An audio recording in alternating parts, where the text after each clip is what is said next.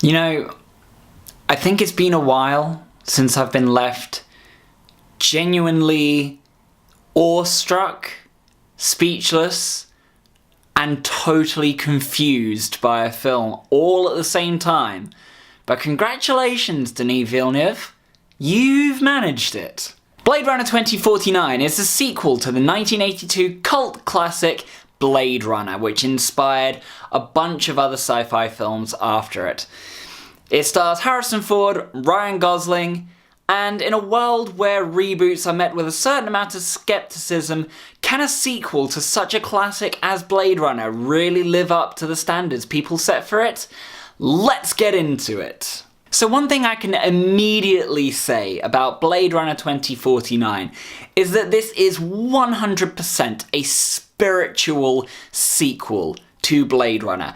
Everything that people liked about Blade Runner is here in spades in Blade Runner 2049.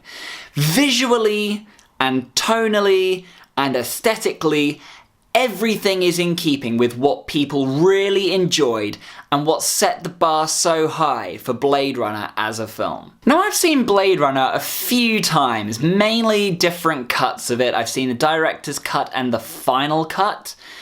And I've got to say, originally, I wouldn't blame people if they came away from Blade Runner saying that it was a little bit boring. It is a slow burner of a film, and the payoff is really right at the end of that film. It makes you ask a lot of questions, and that is, again, totally here in Blade Runner 2049. It is a very slow burning film, but visually you're impressed the whole way through it, or at least I was. Even the sound design and the music in this film is very reminiscent of what made Blade Runner originally such a standout film. The soundtrack in the original Blade Runner was by Vangelis, and yeah, Hans Zimmer has done this soundtrack, but they've really gone for what stood out most about the sound design. It's jarring, it's ethereal, and it really builds the scenes that you're watching.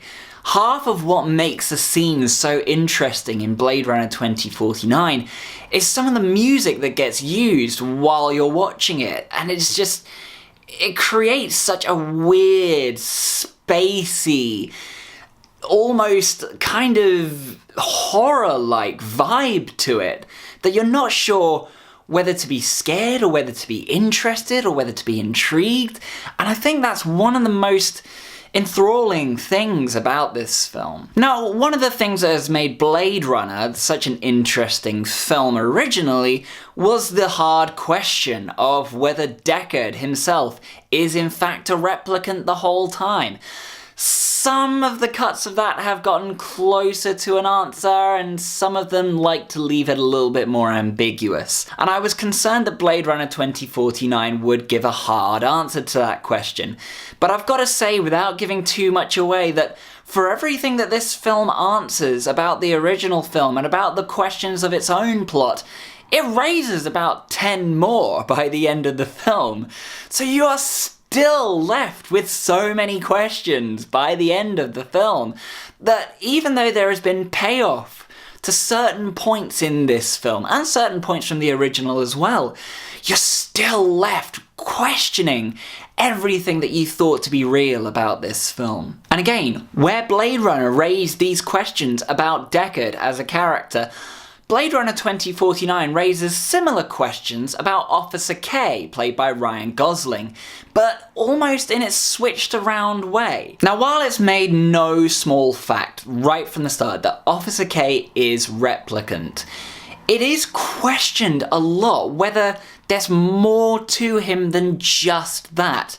And the whole plot kind of stretches out in this intriguing mystery as to who he really is, what he really is the whole time, and ultimately what his purpose is in the Blade Runner universe. Now, I've got to say that it's a good thing that Blade Runner 2049 was as interesting and enthralling and in keeping with the original as it was, because it would have been so easy to create a sequel to Blade Runner that would have been, hey, let's create an action action series and make it all out action, and it's humans versus robots, and there's shootouts, and there's flying cars all over the place. But what Denis Villeneuve has done here is take what made the first one so great and go, I've got to make more of this. I've got to do this again with more of what we are capable of doing now.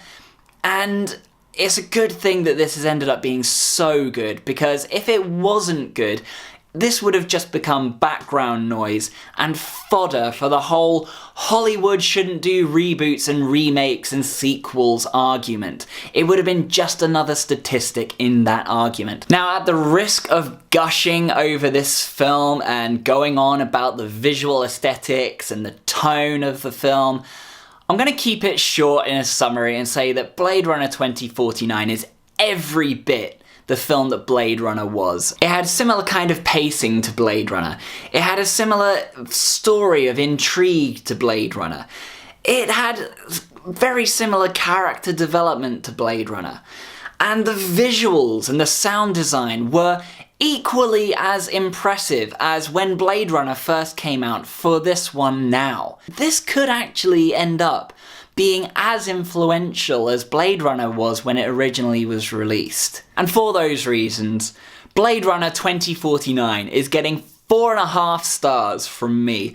It's so close to being a perfect score of 5 that I kind of feel bad. But ultimately, Blade Runner 2049 is an incredibly impressive film from start to finish. Visually, with the sound design, and with the plot as well. But will we ever get these questions answered? It's hard to say. Maybe we'll have to wait 25 years for the 25th anniversary final director's cut of this version to get some answers that are a little bit more definitive. So Blade Runner 2049, what did you think about it? What questions did you have coming out from the film? And when do you think we will get answers? All comments are welcome in the comments section below. Let's talk nerdy. As always, if you've enjoyed what you've seen here and you want to see more, you can click right here to subscribe and see more in the future. And until that point, I will see you next time.